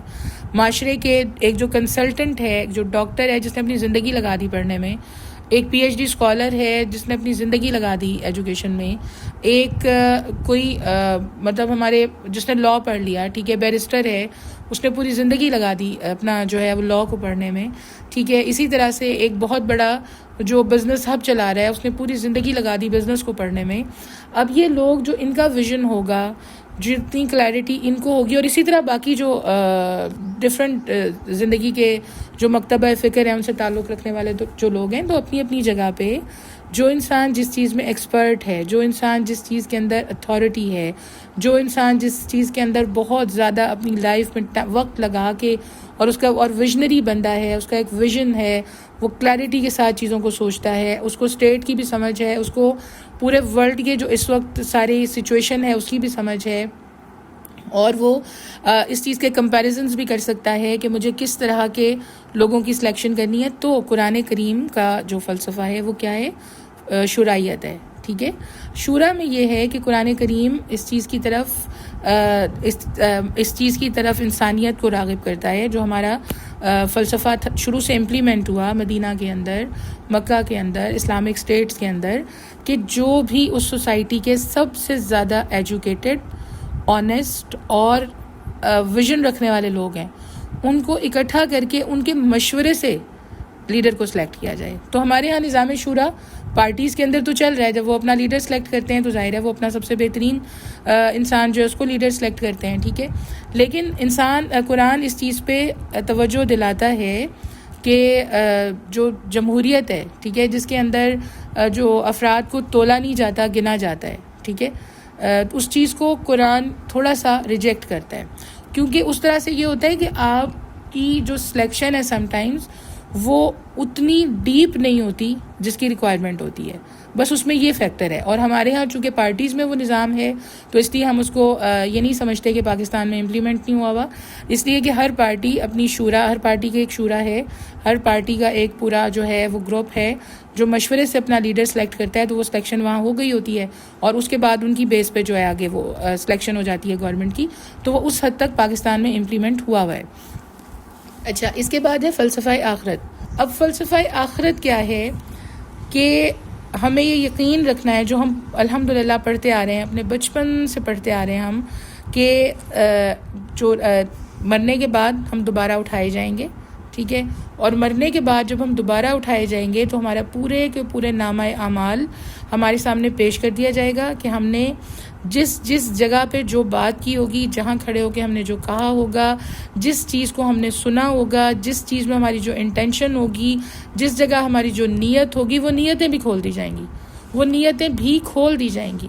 اس جگہ کے اوپر یہ بھی کھول دیا جائے گا، اتنا واضح کر دیا جائے گا کہ زبان کو زپ کر کے ہاتھ بولیں گے کہ یہ اس وقت ہی عمل کرتے تھے، ٹھیک ہے، انسان کی آنکھیں بولیں گی، انسان کے پیر بولیں گے. اللہ تعالیٰ ہر جو ہمارا پارٹ آف باڈی ہے اس کو الاؤ کر دیں گے کہ یہ اس جگہ پہ بات کر سکتے ہیں کہ انہوں نے کیا کیا تھا. وہ اتنا بڑا ایک اناؤنسمنٹ ہے کہ سوچیں ہم سب کی نیتیں، ہم سب کے اعمال، ہم سب کے جتنے ہم نے زندگی میں جو ہم نے کر گزرے، ٹھیک ہے، کس جگہ کے اوپر کیا چیز تھی، انلیس کہ اللہ تعالیٰ کسی سے معاف کر دے اور ہم مانگتے رہیں کہ اللہ جی اس چیز کو ہمارے نام اعمال سے مٹا دیں، اگر کوئی چیز ایسی ہوئی ہے، ٹھیک ہے. ادروائز جو بہت خیر ہے، جو اچھائیاں ہیں، ان کے اوپر دل میں ایک ٹھنڈک آتی ہے، انسان کو ایک خوشی آتی ہے جب وہ پلٹ کے اپنی زندگی دیکھتا ہے کہ اچھا فلاں جگہ کے اوپر میرا مطمع نظر دین ہی تھا، فلاں جگہ پہ مطمع نظر اللہ کی محبت ہی تھی، فلاں جگہ کے اوپر یہ کام کرنے کا مقصد اللہ کی ذات مبارکہ تھی، نبی پاک صلی اللہ علیہ وآلہ وسلم کا عشق ہی مرکز نگاہ تھا. تو ایک خوشی آتی ہے دل کے اندر. اسی طرح خوف بھی آنا چاہیے کہ کہاں کیا چیز غلط ہوئی، تو وہ جو ڈے آف ججمنٹ ہے وہاں ہر چیز اناؤنس ہونی ہے. اچھا، اب اس کے اندر نا ایک یونیورسٹی میں میری کلاس میں ایک اسٹوڈنٹ تھا، ماشاءاللہ وہ اب ایک مسجد میں امام ہے اور وہ ساتھ ماشاءاللہ ڈی پی ٹی بھی کر گیا اور بہت اچھا اسٹوڈنٹ ہے ماشاءاللہ. تو اس بچے نے مجھ سے پوچھا کہ مجھے یہ بتائیں کہ اللہ تعالیٰ کے لیے تو عین ممکن تھا نا کہ دنیا کے اندر ہی سزا دے دی جاتی، ٹھیک ہے، تو ڈے آف ججمنٹ کیوں ہے؟ یہیں سے اناؤنس کر کے لے کے جایا جاتا کہ یہ انسان ایسا ہے اور یہ انسان ایسا نہیں ہے. اس کے اندر دو فلسفے ہیں جو سمجھنے بڑے ضروری ہیں، جو انتہائی ضروری ہیں ہمارے لیے سمجھنے. نمبر 1 یہ کہ دنیا میں سزا سے انصاف نہیں ہو سکتا. ایک انسان جس نے پورے فلسطین کا خون کرنے کا فیصلہ کر لیا، ایک انسان جس نے پتہ نہیں کتنے مسلم ممالک کے سانس بند کرنے کی کوشش کی، ایک انسان جو بار بار کشمیر کے مسلمانوں کے اوپر اٹیک کروا رہا ہے، جو کشمیر کے مسلمانوں کی نسل کشی کرنے کی کوشش کر رہا ہے، پھر اللہ کے ہاں سزا ایسے نہیں ہے کہ اس کو ایک دفعہ موت آئے اور اس کی سزا مل جائے. پھر آخرت کا دن ضروری ہے، سزا وہیں پہ دی جا سکتی ہے جہاں پہ ایک دفعہ موت آئے گی. اللہ رب العزت نے قرآن میں بار بار ہم نے یہ پڑھا ہے، موت آئے گی پھر زندہ کیا جائے گا، پورا کا پورا جھلس جائے گا وہ جسم، پھر سکن واپس دی جائے گی. وہ موت مانگے گا، اس وقت موت نہیں دی جائے گی. وہ تڑپے گا اس وقت کہ مجھے موقع دے دیں، اس وقت موقع نہیں دیا جائے گا. جتنا بڑا بادشاہ ہوتا ہے نا، اس کی سزائیں بھی اتنی ہی سخت یا اس کی جزائیں بھی اتنی ہی خوبصورت ہوتی ہیں. تو قرآن کریم کا جو فلسفہ آخرت ہے وہ اسی چیز کے اندر پوشیدہ ہے کہ جب آپ کو پورا کا پوری طرح سے زندگی گزارنے میں اللہ تعالیٰ نے بار بار کالز دیں، اذانیں سنی، ٹھیک ہے. سیکنڈلی، دنیا کے اندر ایک انسان سے کنیکٹڈ بہت سارے لوگ ہوتے ہیں، ٹھیک ہے. اس لیے ڈے آف ججمنٹ ہے کہ جب کوئی یہاں سے جا چکا اور ابھی وہ اپنے لیے یہ خیر کر گیا کہ اپنی اولاد بہت نیک چھوڑ گیا، تو اس کے نامہ اعمال میں جو بھی ہے، ٹھیک ہے، اگر اولاد پوری طرح دین کی طرف پلٹ گئی اور پوری طرح اولاد جو ہے وہ دین کے اوپر کاربند ہو گئی، اس کے نامہ اعمال میں اللہ ایڈ کرتے رہتے ہیں، کیونکہ اللہ رب العزت نے محبت کی ہے اپنے بندوں سے، اللہ رب العزت اپنے بندوں کی خیر ہی چاہتے ہیں۔ تو اگر اس کی 6 7 8 نسلیں جہاں تک اس کو یاد رکھا جا رہا ہے اس کے لیے نیکیوں پہ نیکیاں کر رہی ہیں، اس کے لیے خیر کے کام کر رہی ہیں اور خیر کا پیغام دنیا میں پھیلا رہی ہیں، تو پھر جب ڈے آف ججمنٹ اس کے نامہ اعمال کھولے جائیں گے تو اس میں یہ نیکیاں ایڈ ہو گئی ہوں گی نا۔ اور دوسری طرف اگر کوئی اتنا یقین رکھ کے چلا کہ بس اکیلی میری عبادت کافی ہے اور اولاد کو تو میں جس مرضی حال میں چھوڑ جاؤں کوئی مسئلہ نہیں ہے، یہ کل کو خیر کرے یا بدی کرے کوئی پرابلم نہیں ہے، تو پھر اولاد جو کچھ کر رہی ہے وہ ادھر ایڈ ہو رہا ہے، چاہے وہ خیر ہے چاہے وہ شر ہے، کیونکہ اللہ تعالیٰ نے اتنے سال اس اولاد کو ہمارے انڈر رکھا ہے، اللہ تعالیٰ نے اس کو اتنا سا بچہ پیدا کیا اور ہماری گود میں اللہ تعالیٰ نے اس کو پروان چڑھا دیا، وہ ہماری آواز کو ہر دنیا کی ہر آواز پہ پریفر کرتا رہا، اس کے اندر وہ ان بلٹ ہے چیز کہ ماں کی آواز جتنا اثر کوئی آواز نہیں کرتی، باپ کی آواز کے جتنا اثر کوئی آواز نہیں کرتی، ٹھیک ہے؟ تو پھر اگر ہم اس کو اس چیز کے اوپر تیار نہ کر سکے کہ آپ کو میرے جانے کے بعد میری خیر کرتے رہنا ہے، اگر آپ لوگوں نے اس وقت چھوڑ دیا جب میں قبر میں تنہا ہوں گی تو میں بہت خسارے والوں میں سے ہو جاؤں گی۔ بچوں کے دلوں سے یہ جملے ہم نے بار بار گزارنے ہیں، اگر یہ جملے ہم ان کے دلوں سے نہیں گزارتے، اگر یہ چیزیں ہم ان کو نہیں سمجھاتے، اگر ہمارے جو ماں باپ ہیں ان کے جو ماں باپ ہیں وہاں تک ہمارے دل دکھتے ہیں نا، ان کی یاد میں دل دکھتے ہیں، ٹھیک ہے؟ ہم نے دیکھا دونوں رشتوں کو، ہمارے آنسو بہتے ہیں، جب آنسو بہتے ہیں تو اولاد کو اگر انہوں نے بہت زیادہ دین کی طرف اس کا رخ موڑنے کی کوشش کی ہے تو ان کی زندگی میں اگر وہ پوری طرح کاربند نہیں بھی ہوتی نا تو سم ٹائمز ان کی ڈیتھ کے فوراً بعد کاربند ہو جاتی ہے، ان کو یاد آنے لگتا ہے کہ نہیں آج تو اگر سورہ ملک نہ پڑھی وہاں روشنی نہیں ہوگی، آج اگر کسی کو ہم نے بہت خوش کر کے کوئی صدقہ خیرات نہیں کیا وہاں خیر نہیں جائے گی، آج اگر نمازیں پوری کر کے ان کے ساتھ نوافل نہیں پڑھے وہاں خیر نہیں جائے گی، آج اگر قرآن نہیں کھولا، قرآن پاک کو صحیح سچے دل سے نہیں پڑھا وہاں آگے گفٹس نہیں جائیں گے۔ جب ایک اولاد اپنے ماں باپ سے محبت کرنے والی ہوتی ہے نا تو پھر وہ ایڈیشن ہوتا رہتا ہے۔ تو اللہ تعالیٰ کے جو فیصلے ہیں وہ جہاں بہت غضبناک سخت شدید فیصلے ہیں ان لوگوں کے لیے جنہوں نے کفر کیا ہوگا، ان لوگوں کے لیے جنہوں نے قتل کیے ہوں گے، ان لوگوں کے لیے جنہوں نے حق مارے ہوں گے، ان لوگوں کے لیے جنہوں نے خیر کا کام کرنے کے جو کر رہے تھے ان کے راستے روکے ہوں گے، بہت سخت فیصلے ہیں۔ اسی طرح اللہ تعالیٰ بہت رحمان ہے، رحیم ہے اپنے بندوں کے لیے، تو جو فیصلہ ہے وہ نسلوں کے عمل کا ہونا ہے، نسلوں کے عمل کو کیلکولیٹ ہونا ہے۔ اگر ہم کوئی بھی خیر کا کام کر رہے ہیں اس کی خیر ہماری اوپر تمام نسلوں تک جا رہی ہے، کیونکہ بہرحال ان کا بلڈ ہماری رگوں میں ہے، ان کی تربیت ہمارے اندر موجود ہے، انہوں نے جو وقت ہم پہ لگایا وہ ہمارے اندر موجود ہے۔ تو اس طریقے سے جو ڈے آف ججمنٹ ہے اس کے فیصلے ہی یقینی انصاف والے فیصلے ہیں، اس لیے اللہ تعالیٰ نے آگے بھی در کھلا رکھا ہوا ہے، اللہ تعالیٰ نے آگے بھی موقع باقی رکھا ہوا ہے۔ اور ڈے آف ججمنٹ کے اوپر غور، اس کو سوچتے رہنا، آخرت کے فلسفے کو اگر ہم نے بنیاد بنا لیا نا اپنی زندگی کی، اگر ہم نے بنیاد آخرت کے فلسفے کو بنا لیا تو ہمارے تمام فلسفے ٹھیک ہو جاتے ہیں۔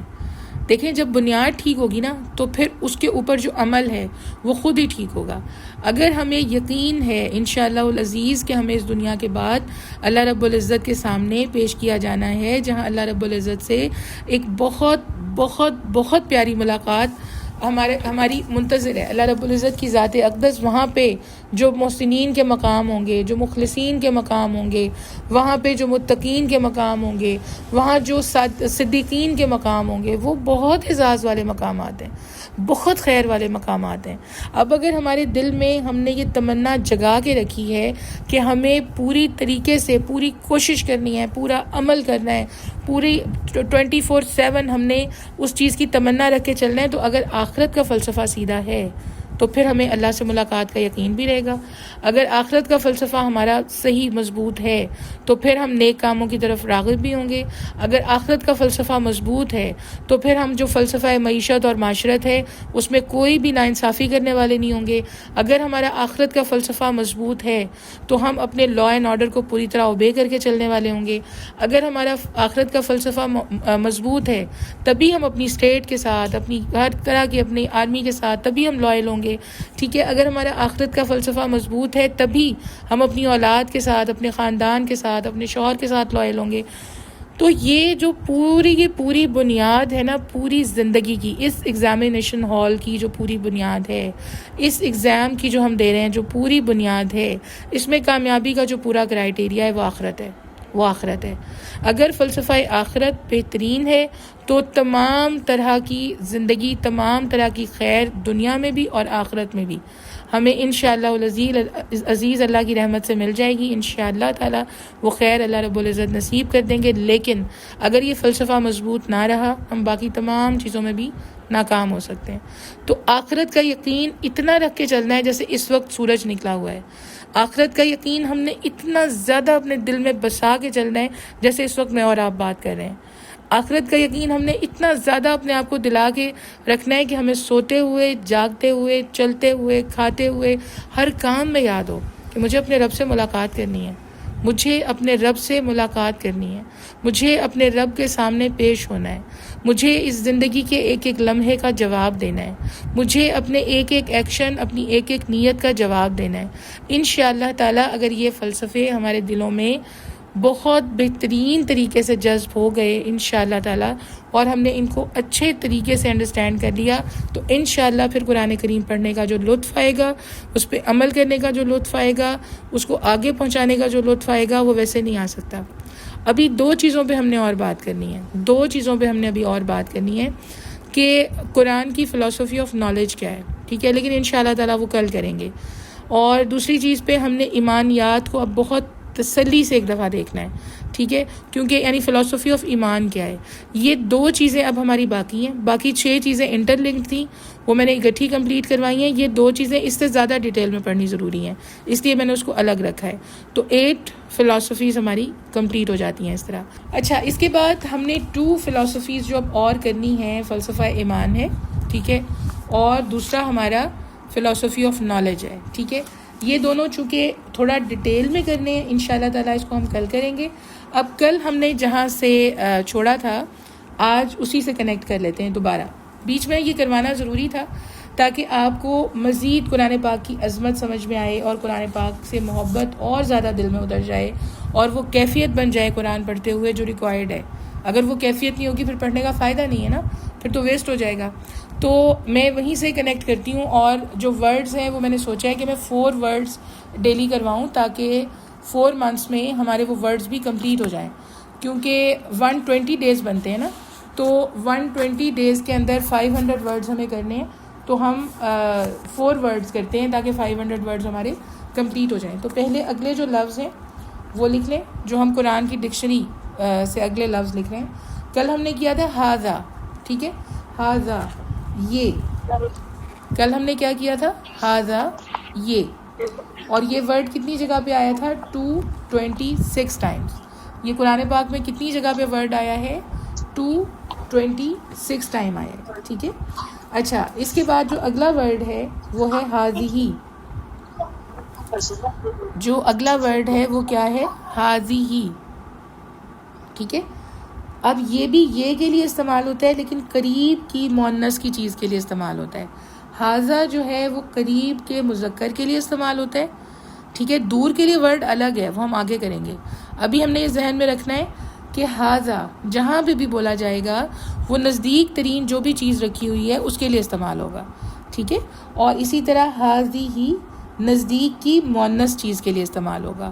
اور یہ ہاذیہی قرآن میں کتنی دفعہ آیا ہے، یہ 47 ٹائمز آیا ہے۔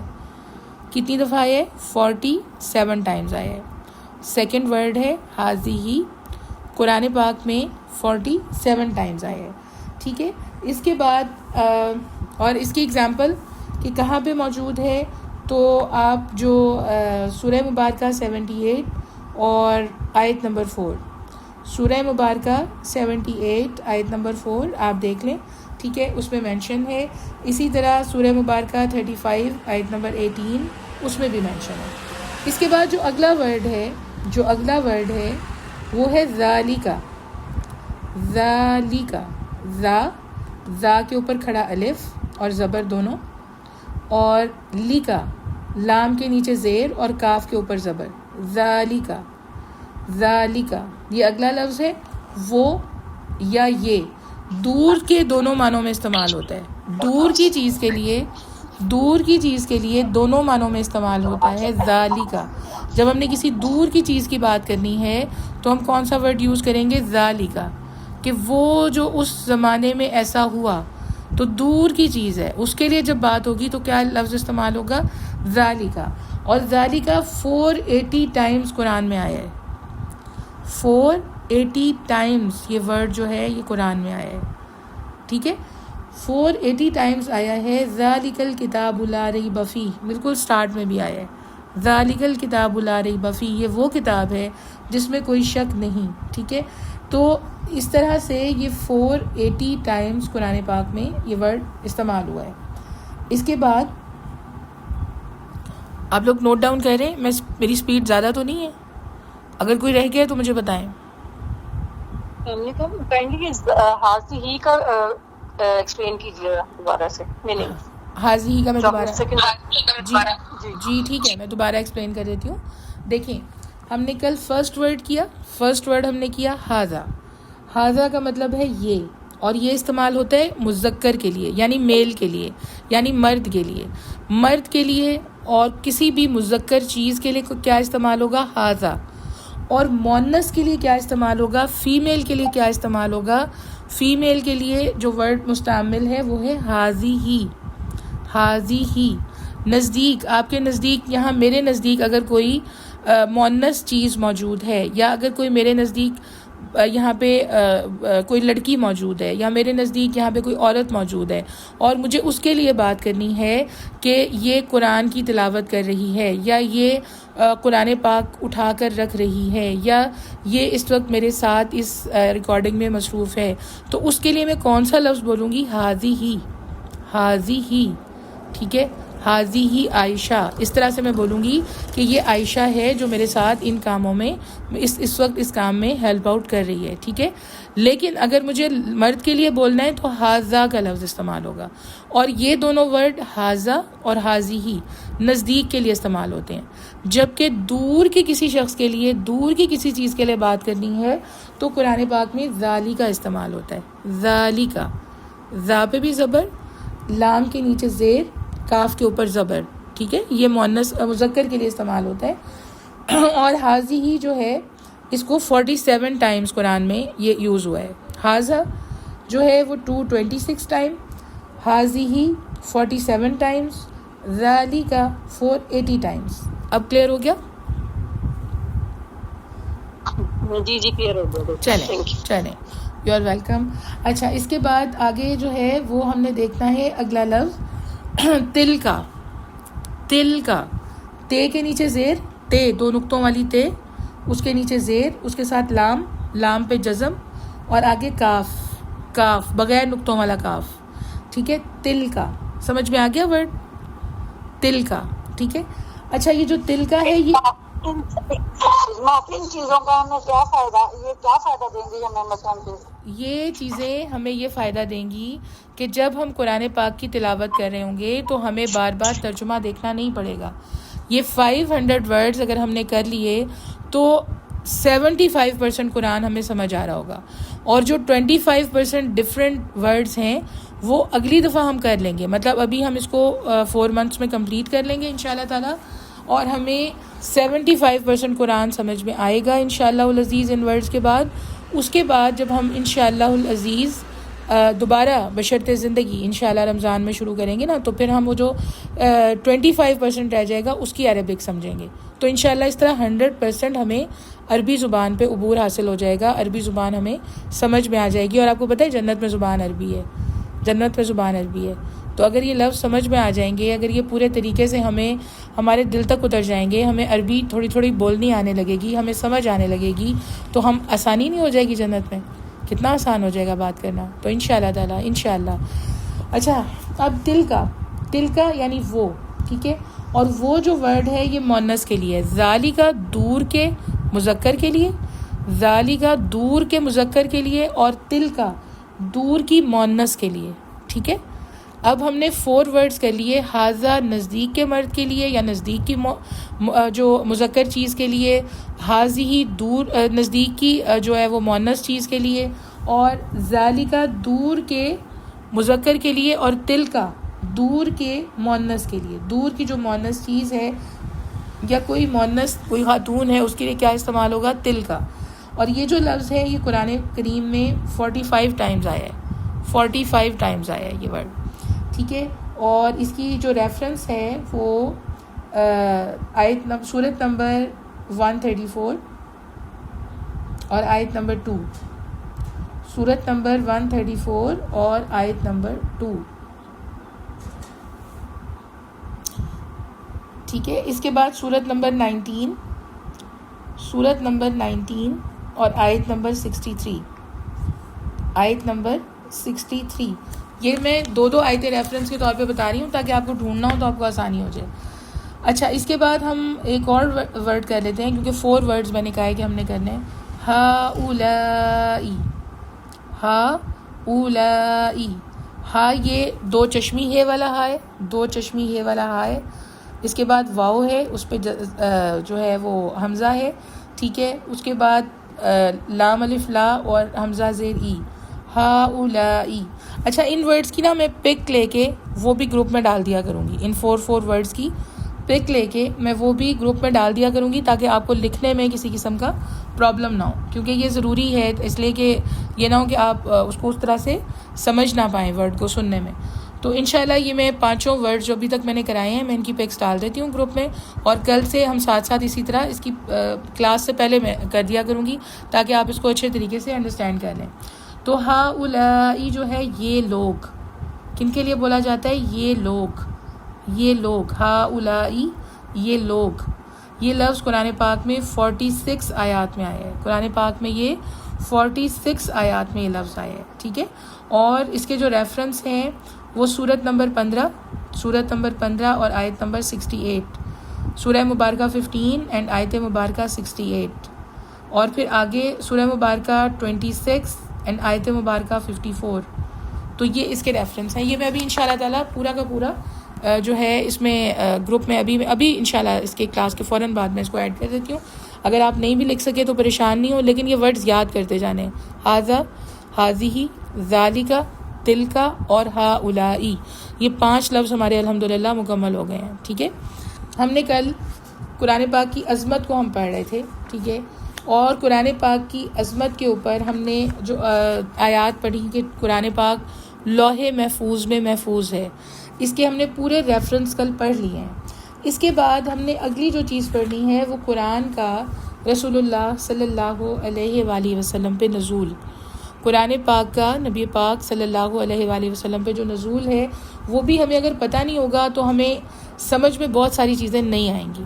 تو اس میں تھوڑی سی چند چیزیں آپ کو بتا دیتی ہوں کہ جو نزول کی کیفیت ہے نا, نزول قرآن کی 2 کیفیتیں ہیں. نزول قرآن کی 2 کیفیتیں ہیں, انزال اور تنزیل. یعنی یہ 2 باب ہیں, جو عربک کے 2 باب ہیں. اس میں کنفیوز نہیں ہوئے گا, پریشان نہیں ہونا آپ نے کہ یہ ہم کیا کر رہے ہیں. یہ ابھی صرف انٹروڈکشن میں چیزیں کرا رہی ہوں, اس کے بعد ہم نے اسٹریٹ ترجمہ اور ترجمے کے ساتھ ہم نے اس کو انڈرسٹینڈ کرنا ہے.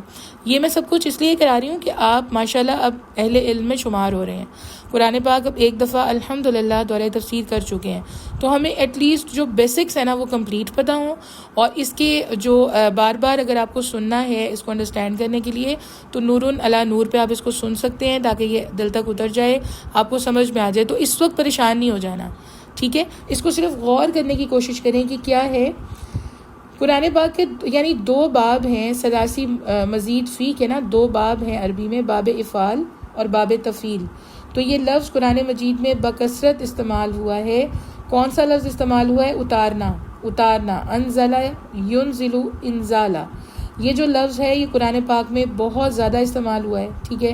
اور دوسری طرف جو ورڈ استعمال ہوا ہے وہ ہے نزل ینزل تنزیلا. یعنی قرآن پاک انزال کیا گیا یا تنزیل کیا گیا. اس کو تھوڑا سا سمجھ لیتے ہیں. ان دونوں لفظوں کے مابین فرق یہ ہے کہ باب افعال میں کوئی فعل ایک دم اچانک کر دینے کے معنی میں ہوتا ہے. یعنی کہ انزال کا مطلب ہے اچانک ایک دم جو چیزیں اتاری گئیں ایک دم جو چیزیں سمجھائی گئیں، سڈن جو ایک دم سے شان نزول ہوا آیات کا، کسی ایسی سچویشن میں جنگ جاری تھی، کسی ایسی سچویشن میں جیسے ہم نے وہ ان کا پڑھا تھا عبسہ وتولیٰ، سورہ عبسہ کے اندر ہم نے پارہ نمبر 30 کے اندر کہ وہ خاتون گئیں اور انہوں نے جھگڑا شروع کر دیا، ٹھیک ہے، تو نہیں، اس میں ہم نے ایک بوڑھے صحابی کا پڑھا عبسہ وتولیٰ میں، اور سورہ مجادلہ میں ہم نے ایک بوڑھی صحابیہ کے بارے میں پڑھا۔ اب وہ تھے سڈن ایک دم اترنے والی آیات، ٹھیک ہے۔ تو قرآن پاک میں کوئی بھی چیز جب وہ باب افعال میں آ جاتی ہے نا، تو اس کا مطلب ہے کہ وہ بہت ایک دم دفتن نازل ہوئی ہے، جبکہ جو تفیل میں آتی ہے یعنی کہ تنزیل جو ہوا، قرآن جو تنزیل ہوا، جتنا قرآن تنزیل ہوا وہ کس باب میں آتا ہے؟ باب تفیل میں، یعنی کہ تدریجاً اہتمام، توجہ اور محنت کے ساتھ جو چیزیں آہستہ آہستہ انسانیت کو دی گئیں۔ نماز کا پہلے تھوڑا سا ایک حکم آیا، ٹھیک ہے، پھر اور اس کو کلیئرٹی کے ساتھ بیان کیا گیا، پھر اور زیادہ کلیئرٹی کے ساتھ آیا۔ شراب کی جو ممانعت ہے اس کا حکم پہلے صرف ایک چھوٹا سا ایک مفہوم ہم نے پڑھا، پھر آگے اور زیادہ ڈیٹیل سے آیا، اس کے بعد اور زیادہ ڈیٹیل سے آیا۔ تو اس کو کیا کہتے ہیں؟ اس کو تدریجاً اہتمام کے ساتھ، توجہ کے ساتھ، محنت کے ساتھ بیان ہوا ہے۔ اور اس کو یہ باب کون سا ہے؟ باب تفیل ہے، اور اس کے لیے ورڈ کون سا استعمال ہوتا ہے؟ تنزیل۔ قرآن کریم کیا کچھ حصہ تنزیل کیا گیا ہے اور کچھ حصہ انزال کیا گیا ہے۔ جو انزال ہے وہ سڈن بہت سارے ڈسیزنز میں ایک دم جو آیات اتاری گئیں وہ والی ہیں، ٹھیک ہے۔ جیسے ہم یہ دیکھتے ہیں کہ جو اگر میں آپ کو یہاں قرآن سے ریفرنس دوں نا اس کا، تو انا انزلناہ فی لیلۃ مبارکۃ، یہاں پہ جب ہم اس کو پڑھتے ہیں، ٹھیک ہے، اسی طرح انا انزلناہ فی لیلۃ القدر، اب یہاں بھی یہ لفظ استعمال ہوا ہے کہ فرشتے بتدریج، انزلہ بہت زیادہ تعداد میں فرشتے اتر رہے ہوتے ہیں لیلۃ القدر میں۔ انا انزلناہ فی لیلۃ القدر، یہاں پہ یہ ورڈ استعمال ہوا ہے۔ اب میں اس کی مثال دے رہی ہوں تاکہ بالکل اطمینان سے آپ کو یہ سمجھ آ جائے کہ انزلہ کیا ہے۔ ایک دم بہت سپیڈ سے، تیزی سے، بے شمار اترنے والے فرشتے، ٹھیک ہے۔ اسی طرح تنزیل کا ورڈ کہاں پہ آ رہا ہے؟ اب اگر میں اس کی اگزامپل آپ کو دینا چاہوں تو رسول پاک صلی اللہ علیہ وآلہ وسلم کے لیے نزول کا لفظ کہیں کہیں لفظ انزال آیا ہے، ٹھیک ہے، اسی طرح اکثر و بیشتر تنزیل کا لفظ آیا ہے۔ اس کی تقریباً مطلب پورے قرآن کے اندر جو دفعتاً جو چیزیں آئیں، کیونکہ قرآن لوح محفوظ میں محفوظ ہے اور سمائے دنیا تک لیلۃ القدر میں نازل کر دیا گیا تھا، ٹھیک ہے۔ تو لیلۃ القدر میں جب یہ نازل کیا گیا اس وقت اس کا نزول ہوا تو لفظ انزال استعمال ہوا ہے کہ پورا کا پورا اس وقت قرآن فرشتے لے کے اور وہ نازل ہو گئے۔ قرآن مجید سمائے دنیا پر ایک ہی بار پورا مکمل طور پر نازل ہونے کے بعد وہاں سے تدریجاً تھوڑا تھوڑا نبی پاک صلی اللہ علیہ وآلہ وسلم پہ نازل ہوا، لہٰذا حضور صلی اللہ علیہ وآلہ وسلم پہ نزول کے لیے اکثر و بیشتر تنزیل کا لفظ آتا ہے۔ اب یہ بھی ایک پوائنٹ ہے، اس کو آپ نے اچھے طریقے سے سمجھ لینا ہے۔ اگر ابھی تک تھوڑا مشکل لگ رہا ہے میں اب دوبارہ سمجھانے لگی ہوں۔ دیکھیں، قرآن پاک لوح محفوظ سے پورا کا پورا اکٹھا جو آسمان دنیا ہے اس پہ اکٹھا اتارا گیا تھا۔ پورا کا پورا قرآن لوح محفوظ سے آسمان دنیا پہ جو دنیا کا آسمان ہے اس پہ اکٹھا اتارا گیا تھا، لیکن وہاں سے پھر وہ تدریجاً آہستہ آہستہ نبی پاک صلی اللہ علیہ وآلہ وسلم کے اوپر اتارا جاتا رہا۔ تو جو اکٹھا اترا پورا کا پورا اس کے لیے بھی انزلہ کا لفظ ہے، ٹھیک ہے، اور جو آہستہ آہستہ تدریجاً پھر نبی پاک صلی اللہ علیہ وآلہ وسلم کی ذات اقدس پہ اتارا گیا اس کے لیے تنزیل کا لفظ ہے۔ دونوں چیزوں کا میننگ سمجھ میں آ گیا؟ اب یہ میننگ سمجھنا کیوں ضروری ہے؟ کیونکہ اس سے بھی آگے بہت سارے پوائنٹس آپ کو کلیئر ہوں گے۔ جب ہم تفسیر میں کچھ جگہوں پہ تنزیل کا لفظ آ رہا ہوگا نا، آپ کو کلیئر ہوگا کہ اچھا اس وے میں بات ہوئی ہے۔ جہاں پہ انزلہ کا لفظ آ رہا ہوگا آپ کو سمجھ آئے گا کہ اچھا اس وے میں بات ہوئی ہے۔ تو اس لیے بھی اس پوائنٹ کا انڈرسٹینڈ کرنا ہمارے لیے بہت ضروری ہے۔ اچھا، اب اس کے لیے اگزامپل لفظ تنزیل کے ضمن میں سورہ نساء کی آیت نمبر 136 جو کہ نہایت اہم ہے، اس میں ارشاد ہوتا ہے کہ اے ایمان والو، ایمان لاؤ جیسا کہ ایمان لانے کا حق ہے اللہ پر اور اس کے رسول پر اور اس کی کتاب پر جو اس نے اپنے رسول صلی اللہ علیہ وآلہ وسلم پر نازل فرمائی، اور اس کتاب پر بھی جو اس سے پہلے نازل فرمائی، ٹھیک ہے۔ تو اس میں انزل من قبل یہ لفظ آتا ہے، انزل من قبل، یہ والا لفظ اس آیت کے اینڈ میں آتا ہے، ٹھیک ہے.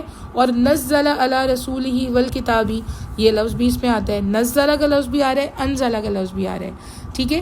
تو اس میں ہم نے اس کے میننگ کے اندر یہ چیز دیکھی کہ دونوں جو ورڈز ہیں وہ یہاں پہ استعمال ہوئے، اور نبی پاک صلی اللہ علیہ وآلہ وسلم پہ قرآن کریم جس طرح اتارا گیا اس کی طرف اشارہ ہوا، اے ایمان والو ایمان لاؤ، جیسا کہ ایمان لانے کا حق ہے اللہ پر اور اس کے رسول پر اور اس کی کتاب پر، اور اس نے اپنے رسول پر جو اس نے اپنے رسول پہ نازل فرمائی اور اس کتاب پر بھی جو اس سے پہلے نازل کی گئی، ٹھیک ہے.